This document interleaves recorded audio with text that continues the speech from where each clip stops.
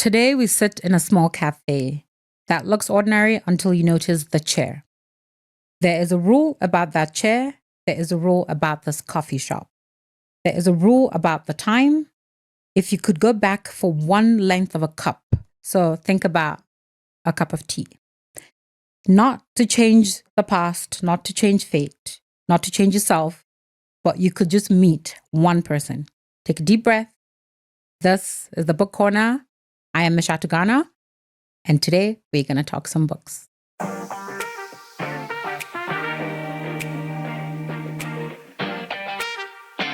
Hi, welcome to the Book Corner with me, Mich Atagana. Let's discover new worlds together.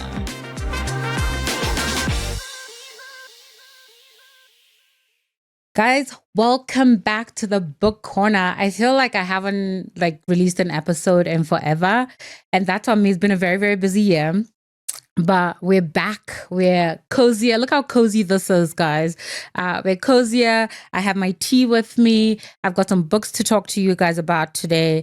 I want to talk about Before the Coffee Gets Cold series. So this is a series of books that kind of swept through the world. It's a Japanese author. If you follow me on Instagram, you know I love a Japanese author. So it's a Japanese author. But this book series, I discovered them. I think I discovered the first book, which is Before the Coffee Gets Cold, a couple months ago. I was in a bookstore, it was in London, and I just saw this book. I liked the cover, and I know this is so interesting because I'm not gonna lie to you, I straight up picked a book because of its cover. So this is the cover. I just liked it. It was so cool, and then the whole series, the cover's designed this way, and I was like, I wonder what this is about. I read it in one sitting. I think I read it in the span of a 2-hour train ride or 2.5-hour train ride because they're quite short reads. And I was just like, this is such an interesting book. It's so amazing. And then I was again in another bookstore and I'm like, wait, there's another book about this thing. And it turns out there's a whole series of them. And I think the last book, oopsie, I just hit the mic, sorry. The last book is coming out sometime this year. But I'm also being, again, a serious podcaster. I made proper notes so you guys can understand what is going on.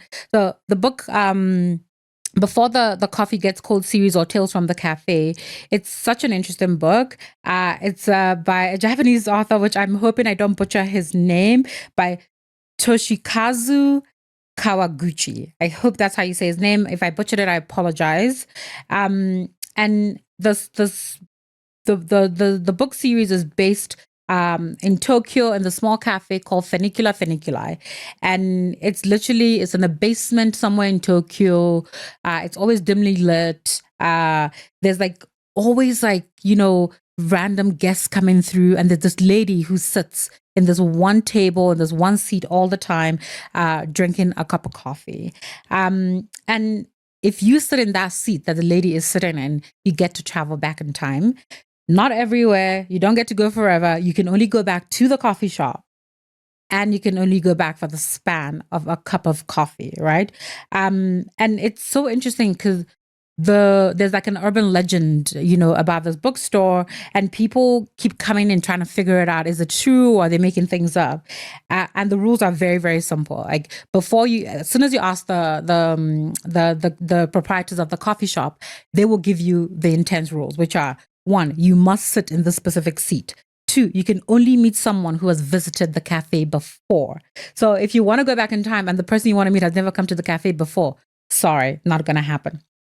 You must leave the seat you must not leave the seat while you're there. So when you kind of sit in the seat and you go back in time, you can't get up. As soon as you get up, it sends you straight back to where you came from.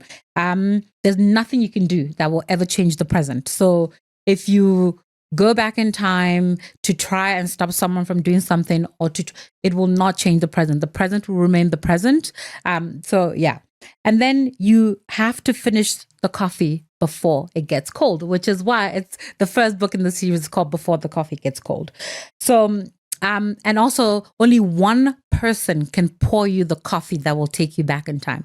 There are 3 people that work at this cafe that we meet in the first book, but only one of them can pour you the coffee that will take you back in time. And that is Kazu Tokita.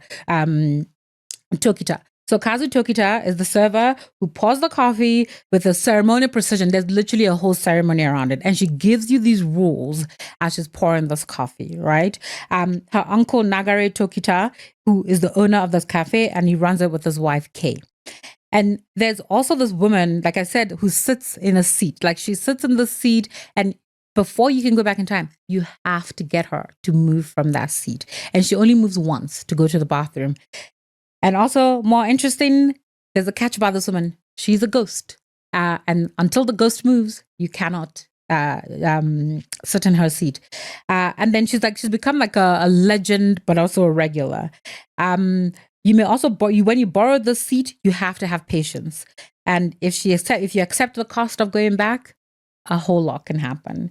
And for me, I remember when I was reading this book, it felt so cozy. Like, when you start reading a book and the way the characters come in and start talking about the things that they want to go do back in time, or trying to see if this whole back in time thing is for real.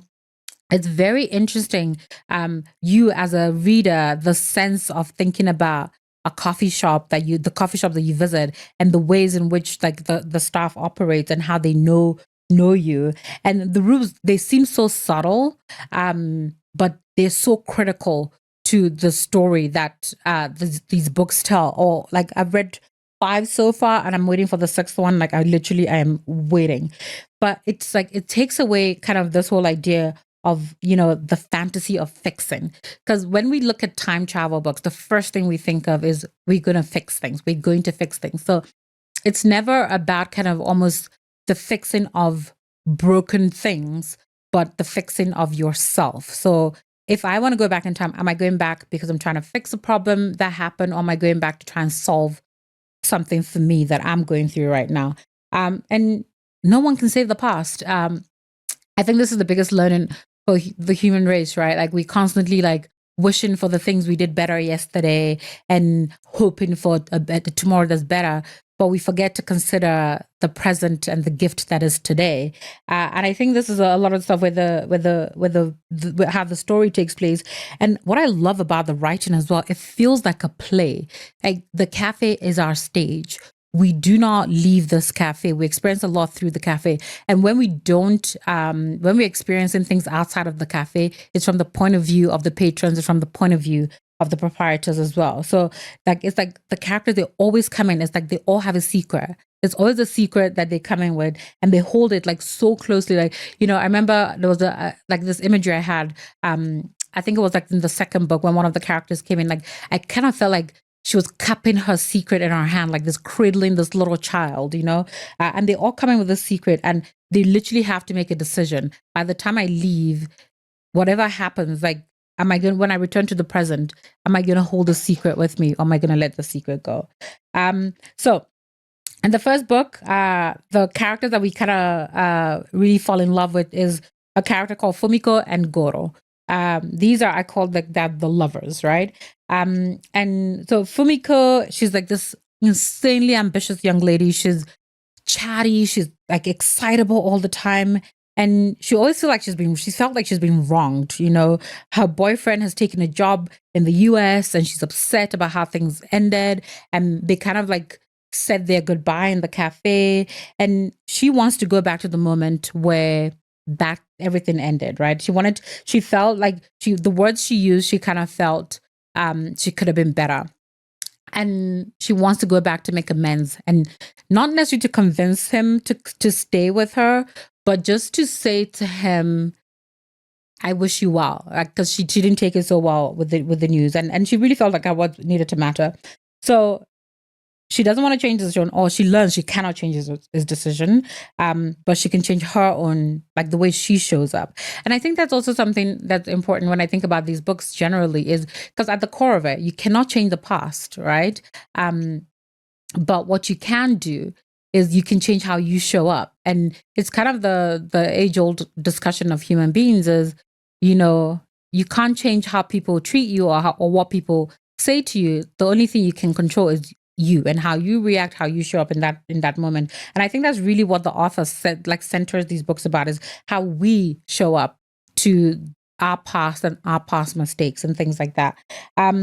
So this scene I really loved when she kind of sits to go back to the past is like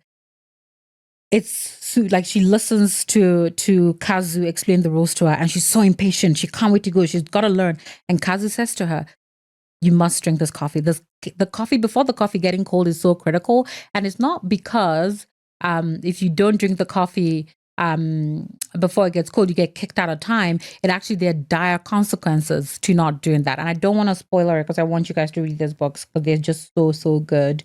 And so eventually she goes, and the great thing I loved about her tender moment was just seeing how when you actually go back into the past and you see that is real, that you really can do this, the person becomes all the things, all the preconceived ideas, all the things they hoped to say, it changes. All they want to do is be in that moment and be a better person than they were the first time around. And I absolutely love that this is a realization, especially a character like Fumiko gets. So that was really, really good.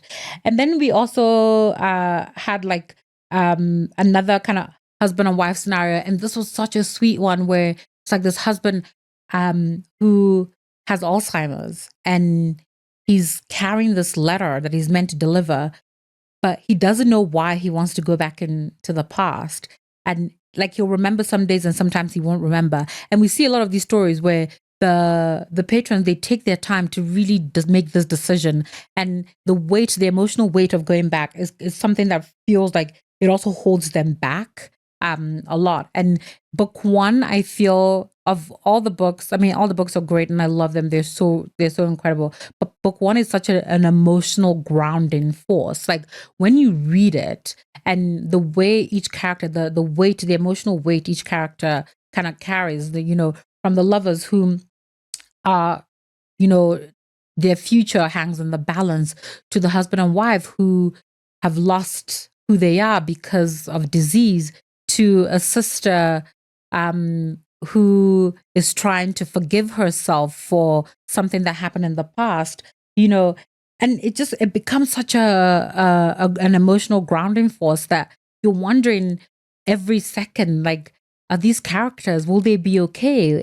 Is this enough? Is there more that can be done?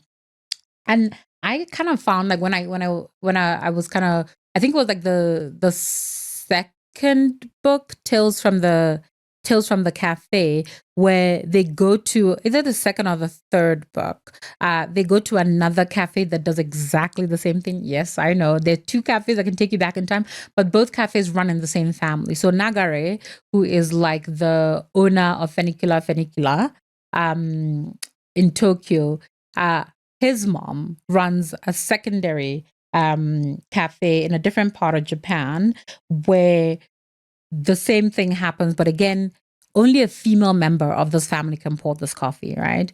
And this is also like some very interesting like ways that in which the author kind of plots this for me that I thought was super interesting, where a female can pour the coffee, but as soon as they get pregnant, they lose their power because that power gets transferred.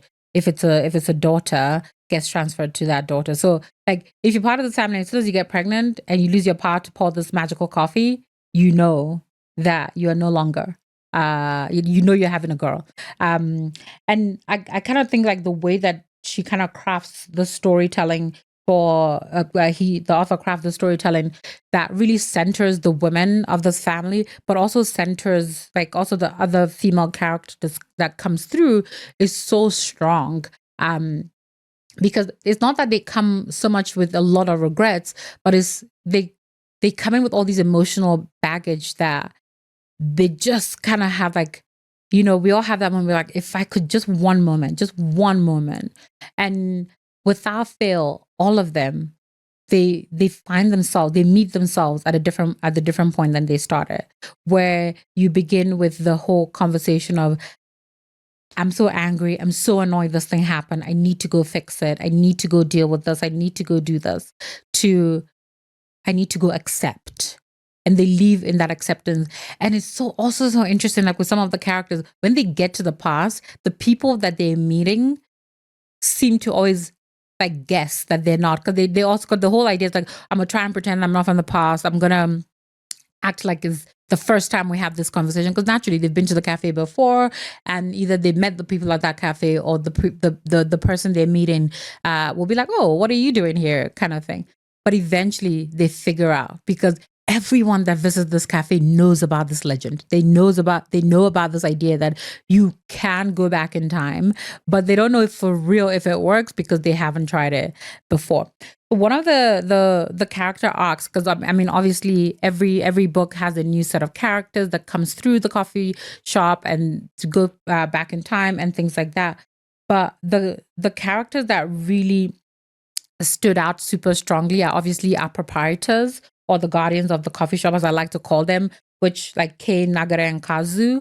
Uh, because they are the constant, right? And there's some new characters that get introduced over time. But if I tell you too much about that, it's going to be a little bit too spoilery for you. But the staff, like, I really think it's so interesting, just the way they seem to understand what their patron needs without them having to say it. Like Kazu, aside from having this magical ability to pour this coffee that will take you back in time, she also has this insane intuition about human beings that it's unparalleled. Like in terms of character development and just character intuition, she is unparalleled, unmatched. She knows exactly what to say to a character. She knows exactly how to handle them to make them feel good. She knows exactly what it is that's like, completely going to shift their mind. And she never pushes. She never pushes. She's not she does it, she's not overly heavy handed with them when she's trying to say to them, like, you like, this is a bad idea. She lets them come to their own conclusion, and she's there to kind of guide them with the right words, to the point where characters get so frustrated with her, and to be like, why is she not like taking an interest in this thing that I'm interested in doing? Why is she not showing me a little bit more this or a little bit more that? But she's so in tune, and I think that could also be the magic of the cafe, right? She's so in tuned into these people, into their problems and their needs, and how to help them beyond just like pouring this coffee so they can go back in time and kind of confront what they need to confront. And I love that. And then we have kind of Nagare, who is like almost like a little bit of a grump, where he's just this dude who's just like, okay, I guess this is what we're doing. So he's a little bit more rough around the edges, but he's very, very sweet. And he's very much about, let's keep the rules, let's understand what needs to be understood. Like sometimes people come into the coffee shop and it's just Nagare. It's like, you can't go back. There's no one to pour coffee for you until the coffee pourer gets back. You just, no one can do it for you. And then there's Kay as well, who I really like. She is like this fun, character. She's bubbly, and she's like an emotional wreck half the time. She's like, oh my gosh, we have to help this person, or we have to do it this way. We have to do this thing. So she's always like one of those characters, one of those people that you can just tell is like always super excited about something, and she always feels like super invested in other people's emotional journey. So I quite like that. And I think like also like a few characters like Fumiko becomes a regular in the books, which is great. And we can see how her behavioral changes happen. Like it's just like, it's not cosmetic. You can see like the emotional journey she has, which is really, really good.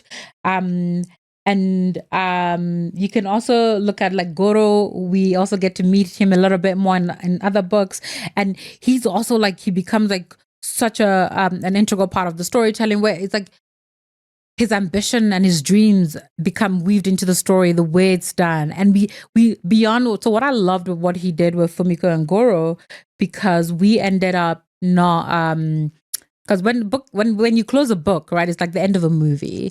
So you're like, what happened? I hope they're happy. Not everything gets at 20 years later. I call it like the Disney happy ending. Like, sure, Cinderella married the prince, but what happened after? Like, could they live together? Like, what went down? I loved with Fumiko, mostly because Fumiko's story is just so strong, and she's such an amazing character, is that we see Fumiko in other books. And because we see Fumiko in other books, we also get to understand how her story unfolded, how, like, what happened with her and Goro and things like that, and how that story unfolded. So I really, really like that. I also like the way, so this book is what I call I mean, maybe not I call it, other people call it, is this is a still book. Like there's stillness in the way it's written, right? So actually, you know what? Let me do this because I wrote something down. Kawaguchi refuses to set the set to foreground micro gestures. So he kind of like he doesn't force things. Like I don't know. I think I wrote that down because guys, I'm a poet, so I'm always like looking for like lyrical words for things. But he doesn't force things. Like there's so many little gestures that are reused in the story. Like they're like so the set, the scene, the set of everything is not being forced into these many micro gestures, but you see them subtly come through. So to like, you know, to how someone would take like a sip of their tea, for instance, to how they put down the cup, to like just all these things that characters do over and over within the book that become so part of the world that you look forward to it and it kind of grounds you in the story and it comforts you. So when I think about the coffee, the way like Kazu and the subsequent women in this family poured this coffee and the conversation, and it's like the special cup and the special teapot, the special coffee pot that they used to pour it in, and all of that. It's like it's this ceremony, in it. I love Japan, guys, and I'm gonna read any Japanese author that you put in front of me. I promise I would do it because there is just such beautiful ceremony in the way the story gets told in this. You know, there's limited spectacle. This is technically a fantasy, but I would call it speculative fiction because yes, it's about time travel, but it's literally a very random occurrence. Like no one can truly explain why this time travel happens, why it can only happen here, why only the female members of this family can do this, why only the members of this family have these two magical coffee shops that do this, right? And there's a quietness about that I think is so powerful that makes the book so strong, right? So it's like limiting the spectacle, he really insists on like the meaning sitting with you in every sentence. So every sentence feels like a confession when you read it. You're in this intimate world. They've brought you into their private space, and you're here to learn, to listen, right? And then I also kind of love that the structure is very kind of, you know, it's like four linked stories. All the stories are linked, but they're layered so beautifully together. And you know, so every book is a volume, is another volume of four stories. Like the reader, you return. Like it literally feels like, okay, when I started reading, say, Before the Coffee Gets Cold, I was like, oh, cool. And at the end, I was just like, oh, that's so sweet. And I put it down, and the series could have ended there for me, and it's completely fine, right? And then I picked up Tales from the Cafe, and it literally was just like, oh, I'm catching up with friends that I haven't seen in a couple months or in a couple years. And we chat. We get to know each other. We like catch up on what's been happening. Great. I put the book down, and it really could have ended there for the whole series, and I didn't have to think too much about it. Again, memory, you know what I mean? So it's like every book I picked up, I felt like I was walking back into the cafe to talk to my friends. So for those of you who ever watched that TV show, the TV show Cheers, think of it as going to Cheers, having a drink at the bar, chatting to people, catching up with the crew, going away, travel a little bit for a couple months, come back, say hi to your friends again, do the same thing. Like literally, it felt that's how reading these books feel like. They literally feel like you're going back to the coffee shop, you're catching up with the crew, see how people are doing, see what new stories are coming up. So I kind of felt to me, and you know, this season of the podcast, we're gonna talk a lot about these kind of quiet books. So I call them these quiet books, the books that they feel like a cup of tea on a cold day, and they really do. Some of them, I always feel when I read them, especially those that are situated in places like maybe a coffee shop or a bookstore or restaurant or whatever the set is. I always feel like I'm sitting at my own table in a corner. I'm reading or listening to podcasts or listening to music or something, and I'm watching the story unfold in front of me. So as a reader, when I was reading the Before the Coffee Gets Cold series or Tales from the Cafe, I don't actually know what the full series is called. I always think about it as I too am sitting in this coffee shop and I'm watching these people make decisions on whether or not they're going to go back in time, whether or not they're going to be part of like this thing. So I really, really think that's a strong way to write a story. And when I also think about it a lot as like as a writer myself, reading quiet stories always feel like a good place to get inspired again, to kind of feel like strongly about the stories we're trying to tell. So um I think at the end of every book for the series, I would kind of take a minute and I will write a piece just based on how the book made me feel and the emotions that resonated really strongly for me in the story. So like for me for each of the books, like I had one strong emotion. Let me do this. Alrighty. So for each of these books, I had one strong emotion. All right, we're gonna do this. Okay. All right. So for this book, let me make sure the camera can see it. This book, which is the first book in the series, Before the Coffee Gets Cold, the emotion that really resonated with me here is more the idea of longing. So there's a lot. There was a sense of longing when I read this book, and then after that came Tales of the Cafe. Actually, what is the order? Let me make sure I'm giving you guys the order properly because I read this book a few months ago. Yeah, Tales from the Cafe. So from the Cafe. I think. What did this book made me feel? Hmm. This one, I think the emotion I remember, the emotion that really stayed with me was the idea of cherishing the present. So while I was feeling a lot of longing in the first book, this one really made me cherish the idea of the present. And this one is actually a dead giveaway. It's like, our memories are such fragile things, and the way they tell stories, or they edit stories for us sometimes can be quite interesting. So when I was reading the book, I think the thing that really stood out to me is this idea of memory and how our memory kind of, we edit our memory to make us feel certain things, right?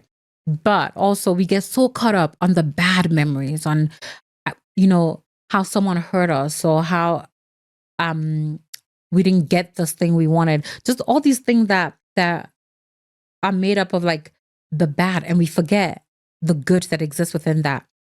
And I remember reading this and thinking, what beautiful good memories I have, and I hope they always stay with me. So that like the sense of cherishing good memories came to me on this one.